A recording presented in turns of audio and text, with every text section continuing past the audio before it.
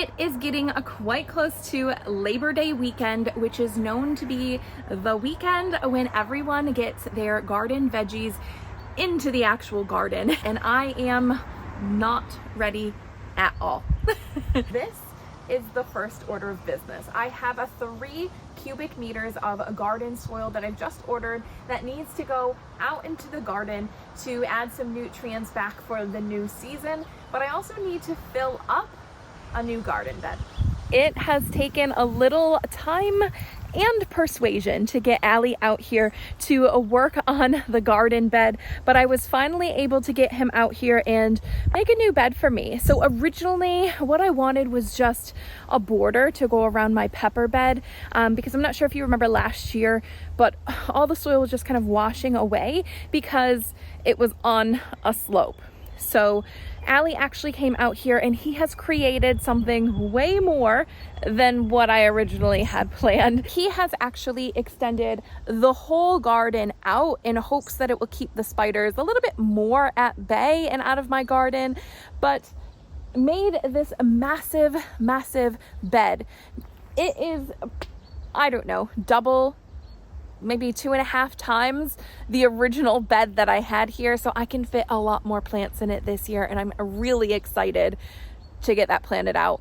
I'm hoping to do that today, but I don't know how long it's going to take me to fill this with soil, but that's the first thing on our list. In extending this bed, he has actually had to put in some steps there for me as well, just to make it a little less hairy, kind of coming down the slope. The only thing is, still over by the bed where the garlic is growing, if I'm trying to garden on that side, it's going to be a little bit more difficult because that is still on a slope, so we need to come up with some sort of idea over there, but primarily I'll have to come down here and do my gardening from this side. And I know you may have thoughts because I have the bottom of this bed layered with a big thick plastic, which is not ideal, but honestly it is better than the alternative, which would be to have all of this bindweed coming up through the bed. Underneath that plastic was tons and tons of bindweed. So to try and stop that, we've put the big thick plastic down. I don't like doing that for a few reasons. Plastic is obviously not good to have in the environment, especially if we're covering it with soil. It's also going to stop some of the earthworms from coming up to get into the bed. It's also going to make drainage a little bit more difficult in the winter time. But with all of that being said, those are challenges that I'm willing to kind of deal with rather than the bindweed. The bindweed is out of control back here. That's something that we're still going to have to fight this summer to keep it all back and weed eat it in here so that it doesn't become an issue, because it will just take over the whole garden.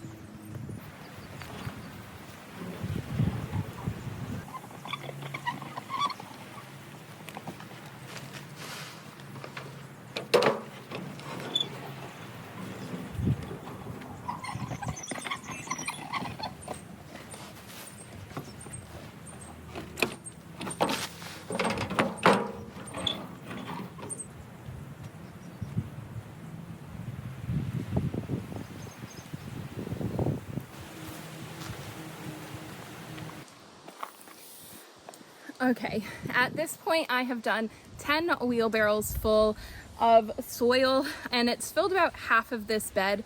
I'm gonna go in the house, put some sunscreen on, get a drink, and come out here and finish this bed, and we will meet back here after that's done. But it's probably gonna take about another 10 wheelbarrows, and I need to water it in a bit to see if it's gonna sink anymore. I've been trying to kind of press it down a little bit, just to kind of see what its actual height will be but it will compact quite a bit more because it's very light and feathery at the minute. Yeah, we'll just see where we're at once we're finished, once it's all watered in, and go from there. Okay, the bed is full of soil and we're ready to get planting. I have just been trying to figure out what I was planting in here and where it was all going to go, and I think that honestly took me almost as long as it did to fill the bed. But I have it all figured out now. It's primarily peppers because, as in previous years, this is my pepper bed, except this year I'm able to fit a whole lot more peppers, which is really cool because I have a ton of peppers. I am going to put a couple zucchinis down the middle, and then I want to have a nice pumpkin kind of trailing off the side. I did just get the thought while I was pounding those in that I have the plastic underneath, and I hope it doesn't pierce through the plastic and then allow the weeds to come through. Not something I thought about beforehand, but let's hope for the best here. I have 3 different types of zucchinis that I'm planting. I have black coral, costata romanesco, and coco zell. I'm going to do one of each down here with the black coral closest to the weeds on the opposite end, because I think that is the best when it comes to powdery mildew as far as resistance. So I'm going to put that one closest to the bush, which I know gets some powdery mildew. I have little markers in here with all of the different names. I'm going to make sure to put all of these in here with everything, because I'm not sure I'm going to remember what everything is once it starts to grow and before it all has peppers or fruit and stuff on it. So that I can remember, I'm going to make sure to put the labels in. And I know I've mentioned this a couple times, but the pen that I use for making my labels is an actual like garden pen where it does not fade in the sunlight, in the rain, nothing. It just stays like without fail. It's been awesome for me so far. They're only a couple dollars. I do have the link for it. I'll put it down in the description box below, so you can go on Amazon and grab one, or you can probably find them at your local like stationery store. But actually I wasn't able to find it at the stationery store. I had to go to like an art store, but you could just grab it on Amazon and it's just as cheap.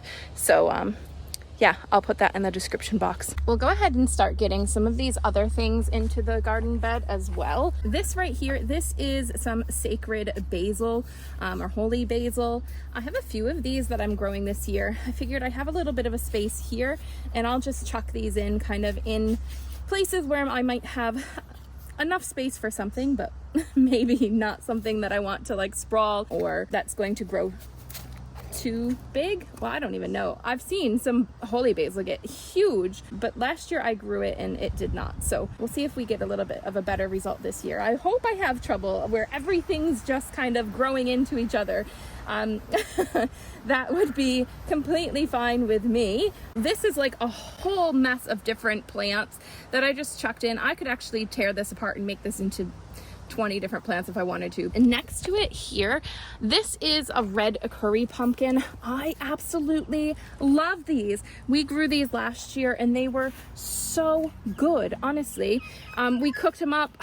They're like these small, they're red curry or Henry's pot of Moran. I think actually on the seed package it said Henry's pot of Moran. I'm not 100% sure if there is a difference between them, but either way, they are so good. They give these little round or very like dark orange pumpkins. If I have a picture of it, I'll put it up here, but they are so good cooked up. The kids loved them. Allie loved them. I loved them. And like, honestly, none of us are super huge on pumpkin, and it was our favorite. Then over on this side, this I have, I actually bought this from the store. I know, I can't resist. I've planted a million different things and I still can't resist. I still have to buy more. But I bought this. It's a chili ricotta. I actually thought that it was like the cherry chilies, but apparently I think it's a little bit hotter. It's not the same. And even its leaves, I don't know if you can see this, but the leaves on it are like fuzzy, which is not like a pepper plant. So it's a bit of a weird thing. And I saw it and I was like, I thought that was a pepper. And because it's not looking like a pepper, I had to try it. So that's how I ended up with this.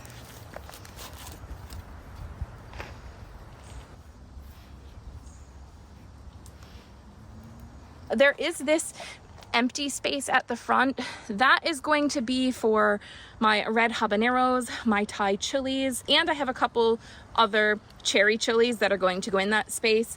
For the minute, they're not quite ready. I want them to grow a little bit further before I bring them out into the garden. On the back, I have my red Marconis. I'm planting them towards the back because I think they're gonna get quite tall. I mean, all of these peppers have the potential to get quite tall, but these red Marconis are already much larger than the rest. So I have a feeling they're going to get a bit bigger. I haven't grown these before. The peppers themselves are very big. So I'm planting these towards the back so that if the other peppers do end up being smaller, they're not going to shade them out. Okay, then these on this side, like in the middle row, are my cherry chilies. I grew these last year, but I didn't get very many. The ones that were over in my tomatoes got shaded out by marigold, but I think we'll get a lot more. And I have 6 plants this year. These are the ones I really like to stuff and preserve in oil. This one here, this is a Padron chili. I've never had this one before, but it was something a little bit different. I don't know if you could see the label. You guys might know exactly what it is, but I've never had them. So we're trying it this year. This is another one of those that I couldn't resist buying from the store. It says high yields of small, intensely flavored fruit on a bushy plant. They grow 3 to 4 centimeters long, mild taste, but every so often you get a really hot one. Spanish cooking and tapas, so we're gonna try that. And next I have the jalapenos and serranos. I think I have 8 jalapenos, but I was only able to fit 6 in here. The other 2 I'll find someplace else to put them. And the serranos, I have 6 of those as well, I think. Jalapenos, we love, love, love stuffing them, breading them and like as poppers and putting them in the freezer. And the serranos, nice fresh salads, but also this year I want to have enough where I can pickle some because we love pickled hot peppers. Also, last year I made this eggplant, green tomatoes, hot peppers, and some herbs and whatnot preserved in oil. So you like soak them in vinegar first and then they go in oil. That was so good to have on like breads and sandwiches and anything, crackers, like anything. I like love growing peppers. Peppers and tomatoes are like my jam. I love it. The third of these peppers is this hot jawala India. I have never even heard of this pepper before. They were like 3 for $15, so I had to buy 3. Otherwise they would have been more. So yeah, we're trying this. This one, medium to hot, light green finger peppers, so they're long and skinny. Good for Indian dishes, good for drying. Maybe we can make some chili powder with them. Not really sure. Just another one we're gonna give a go. Am I allowed a bean? Yeah. Is the big ones better or the small ones? I don't think it really makes a difference, but there is one type. There's 2 different types there, but one of them is definitely better than the other. But I don't think it's the size. I think it's just the type. Am I allowed another bean? You can have as many as you want. What's for dinner? Beans. So down at the far end, I also have Hungarian wax chilies. We eat those constantly throughout the summer on salad. You can also marinate those and mix them with other veggies and make a good marinade. It has, like, you have a little bit of a kick to them. But yeah, those are my peppers for the minute. I still have to put in, like I said, some Thai chilies, some red habaneros, and a few more of the cherry chilies. I did put a watermelon down at the other end, so it's a sugar baby. So they're only like a softball sized watermelons, but they're really sweet. I will just let it kind of sprawl through and see how far it goes. Maybe I'll shove another one in here somewhere at some point. It's dinner time now. I don't know if you saw, Allie and Freya came down here to kind of chat and see what the garden bed looked like for a little bit. But everyone's asking what's for dinner. I have not planned anything for dinner. So this was pretty much not a full day project because I started it at like 1 and it's 4 or 4:30 now. So just a few hours. I did up potting of seedlings in the morning. I did this bed in the afternoon, and now I think it's time to just stop for the day. Today, we're hitting this bed here because yesterday when I came home, some of my tomatoes that were out on the deck were dying for water. So their pots are getting a little bit too small. They need to go right here, and we need to clear some of this out. This bed is actually looking like a beautiful mess right now. Everything is flowering. These are like the watermelon radishes that I grew that did not turn into radishes or bulb at all, but they're putting off these beautiful flowers that the bees are just loving. I do have some sprouting broccoli in here. So we have been getting heaps of broccoli from that. And I mean, it's like a flower bed in here. There are just so many calendula flowers that are growing. I do have a few peas mixed in here as well. We need to get rid of some of this stuff. I am going to leave the broccoli because we are still getting food from that. I actually harvested it all, or everything that was ready last night, but I can see that there are heaps of sprouts still growing. I might transplant some of these calendula flowers over to the vineyard because last year I loved having that whole space along the fence full of calendula. It was so pretty. Long story short, we're getting tomatoes into this bed today. So I've just pulled up a couple of the dead bean sprouts here, or snow pea sprouts.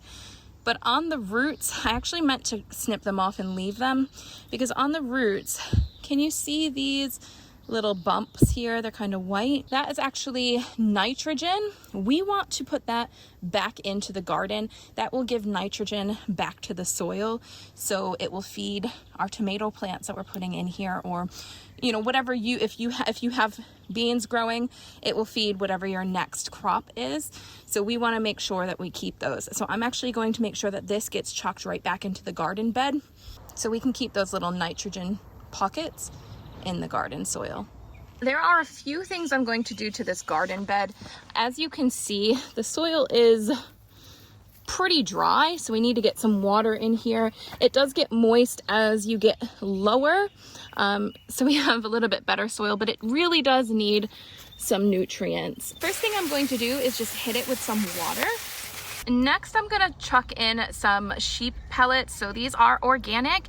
It is just sheep manure, and these will give a lot of nutrients to my seedlings that I'm going to put in here, but it's also going to improve the soil structure as well and encourage all the earthworms to come in. According to the bag here, it says to add like 1 kilogram or 10 handfuls for every square meter. You can plant right into it. You can feed your plants with it throughout the summer.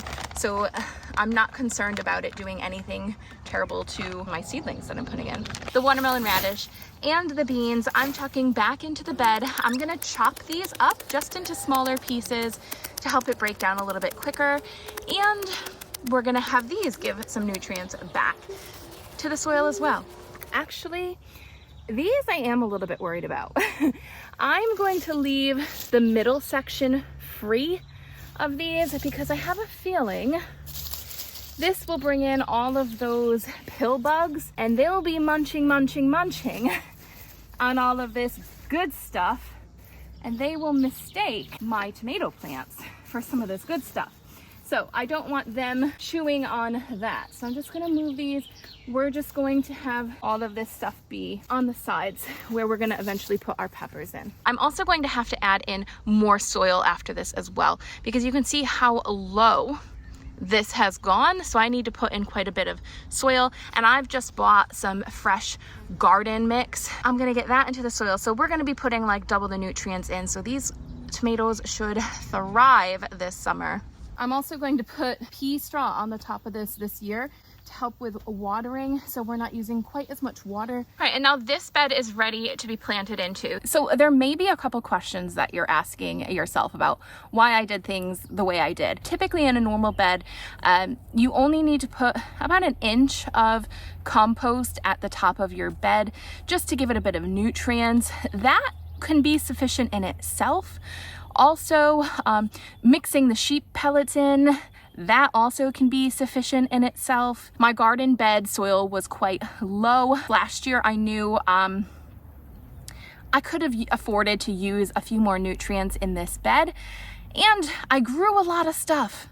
So I just wanted to replenish a good amount to that soil, because I know also this year I'm planting some more. I'm going to plant oxheart tomatoes there, so the tomatoes are going to be really big. I just want to make sure they have enough nutrients. You do not need to do all 3 of these things. One of them is sufficient. The sheep pellets I planted so far down just because that original soil is what was depleted, so I thought I'll put the sheep pellets down there. As they're watered in, they'll feed nutrients into the soil that's below that, and then I'll just put the good stuff on top of it. I know that when I plant my tomatoes in that bed, they're going to be planted deeper than the amount of compost or vegetable mix that I just put on top of that garden bed. So those sheep pellets bringing nutrients down into the soil below that is exactly what I need. Same thing, that soil will bring nutrients down into that depleted soil too. There's no real need for the sheep pellets to stay on top like that when I know I just need them below. The topsoil will be good and healthy. So that's why I didn't just put the sheep pellets on top and mix them in. I just kind of did all that layering stuff. I'm gonna go over to the vineyard, put some of these calendula in, and then tonight we're gonna come back when it's shadier, it's a little bit nicer, cooler temperatures for both the soil, the plants. I'm going to plant my tomatoes in there tonight just so they have less of a transplant shock, because sometimes, you know, if you're putting your plants in the middle of the day, it's not a good thing. My calendula, I'm not overly concerned about. It just keeps coming back more and more. So I do want to fill in some gaps over there, but if it doesn't make it, that's okay with me. Walking in here, it doesn't look like I really need to put too many more calendulas in. We have calendulas of all different colors. I really, really love the orange ones. This color, I'm not sure if you can see. Yeah, you can. How pretty. This is like a yellow orange. Oh, it's beautiful. But then as we start to get this way, that's where it kind of starts to get a little bit barren. So I want to fill in some of these spots here. This is all calendula that is growing right now. I also haven't really had a look at my strawberries since I've cleaned them out. I can see there are heaps of weeds. Look at, like, in between the rows there's heaps of weeds I need to clear out. My strawberries on the deck have actually started to put off some strawberries. Out here, it doesn't look like there's any red ones, but there are definitely some that are growing. Oh, there's one that's almost ready. They seem to be a little bit further behind the ones on the deck. The deck is super hot. It makes everything warmer because it's darkly colored. It's right out in the beating sun. So I'm not surprised that they're actually getting a head start on the ones out here. They get a little bit less sun out here as well, especially in the winter, spring months, but they'll definitely come along. We're gonna have so many strawberries again this year. I haven't even finished sorting all of last year's strawberries. The soil out here is so dry and like clay-like. I'm surprised anything really grows out here, but in the same sense, I guess calendula just wants to grow, so it will grow anywhere. But we're gonna get these in here. I don't know what else I'm going to plant in this area of the garden. I have that other bed. I put flowers in it last year.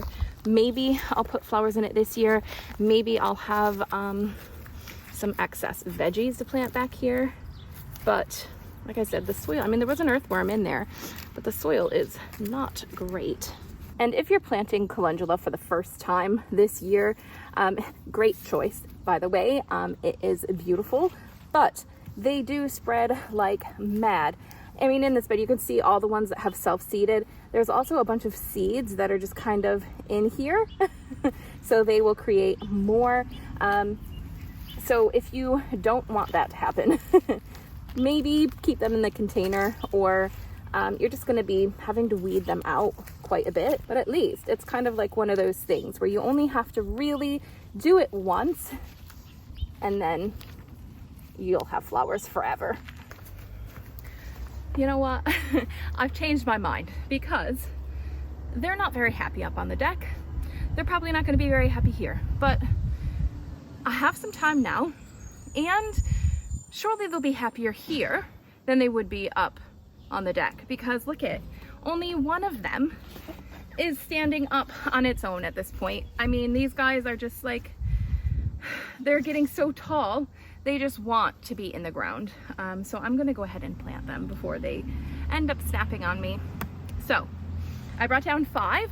5 will fit in this section of the garden bed that I've just cleaned out, and we're gonna dig them in. We're gonna get down deep with these guys because they're so tall. And with digging them deep, they will end up growing roots along their stems, and it will just make them stronger plants. So even right now, They're very tall. They'll be stronger with me planting them deeper. So these tomatoes that I'm putting in here, these are Oxheart tomatoes. This is a different variety than I grew last year. This is an Albenga Oxheart. So we're gonna see, I'm planting a little bit of both this year, and we're gonna see which one end up producing better. When you have tomatoes that are really long like this, you can lay them sideways and plant them, but I just don't prefer to do that method. Then I don't have to worry about their roots either, and like digging them up when I do something else.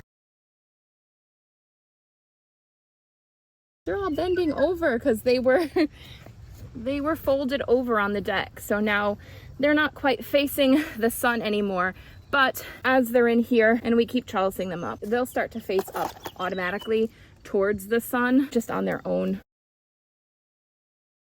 Looking at them now, I actually think they're going to be a lot happier being in the ground, in the nice moist soil today during the day than they would be up on the deck again. So I think I made the right choice by transplanting them in the middle of the day, even though that's a bad advice to do.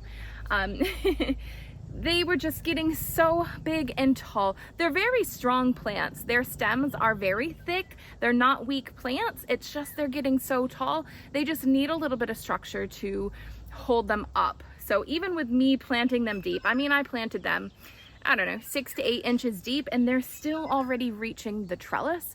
So they definitely needed to get into the ground as soon as possible. I have so many other plants up on the deck that are also ready to get in the ground. I'm just gonna try and do a little bit each day until we get it all sorted out. But it's definitely time to get the garden planted anyway. So we're not early, we're right on time. It's just, I'm not quite ready yet. That is going to be it for this video, guys. So see you later.